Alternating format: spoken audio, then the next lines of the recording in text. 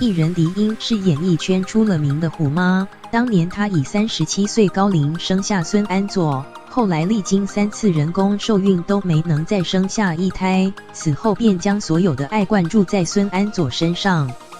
外传迪英在家中专门为孙安佐摆设一台冰箱，里面放的全是顶级食材，甚至不准孙安佐喝可乐。不过近日孙安佐在最新拍摄的影片中，不但喝可乐踩妈妈的禁忌，甚至和大胃王比赛暴食沙威玛，被网友劝阻。孙安佐23日在 YouTube 释出最新影片，这次的内容除了健身以外，他还和大胃王丁丁比赛暴食沙威玛。原本孙安佐希望10分钟能完食10个沙威玛，最终挑战失败，总共只吃了6个，输给大胃王丁丁。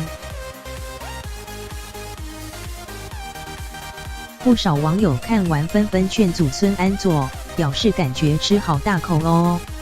对身体不好吧？注意，佐哥下次还是慢慢吃，食物适量就好。